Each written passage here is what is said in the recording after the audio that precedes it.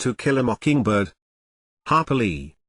Scout Finch lives with her brother, Jim, and their widowed father, Atticus, in the sleepy Alabama town of Macomb.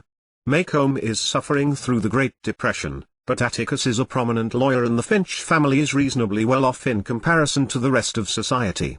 One summer, Jim and Scout befriend a boy named Dill, who has come to live in their neighborhood for the summer, and the trio acts out stories together. Eventually, Dill becomes fascinated with the spooky house on their street called the Radley Place. The house is owned by Mr. Nathan Radley, whose brother, Arthur, nicknamed Boo, has lived there for years without venturing outside. Scout goes to school for the first time that fall and detests it. She and Jim find gifts apparently left for them in a knothole of a tree on the Radley property.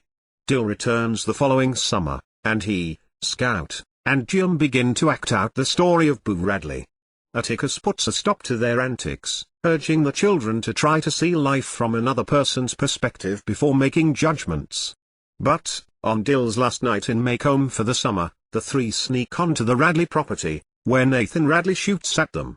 Jim loses his pants in the ensuing escape. When he returns for them, he finds them mended and hung over the fence. The next winter, Jim and Scout find more presents in the tree, presumably left by the mysterious Boo. Nathan Radley eventually plugs the knothole with cement.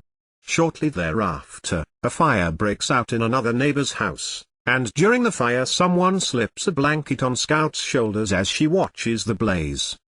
Convinced that Boo did it, Jim tells Atticus about the mended pants and the presents. To the consternation of Macomb's racist white community, Atticus agrees to defend a black man named Tom Robinson, who has been accused of raping a white woman. Because of Atticus's decision, Jim and Scout are subjected to abuse from other children, even when they celebrate Christmas at the family compound on Finch's Landing. Calpurnia, the Finch's black cook, takes them to the local black church, where the warm and close-knit community largely embraces the children. Atticus's sister, Alexandra, comes to live with the Finches the next summer. Dill, who is supposed to live with his new father in another town, runs away and comes to Macomb. Tom Robinson's trial begins, and when the accused man is placed in the local jail, a mob gathers to lynch him. Atticus faces the mob down the night before the trial.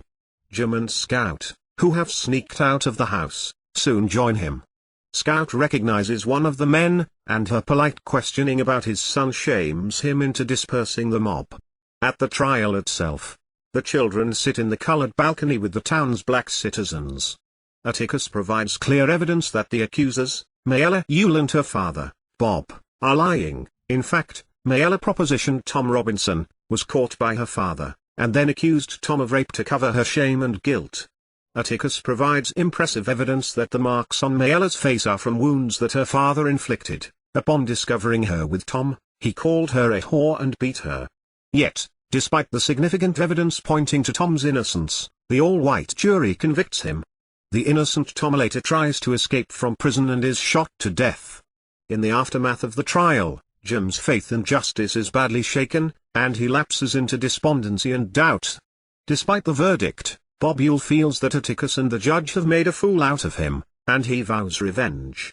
He menaces Tom Robinson's widow, tries to break into the judge's house, and finally attacks Jim and Scout as they walk home from a Halloween party. Boo Radley intervenes, however, saving the children and stabbing Yule fatally during the struggle. Boo carries the wounded Jim back to Atticus's house, where the sheriff, in order to protect Boo, insists that Yule tripped over a tree root and fell on his own knife. After sitting with Scout for a while, Boo disappears once more into the Radley house. Later, Scout feels as though she can finally imagine what life is like for Boo. He has become a human being to her at last. With this realization, Scout embraces her father's advice to practice sympathy and understanding and demonstrates that her experiences with hatred and prejudice will not sully her faith in human goodness.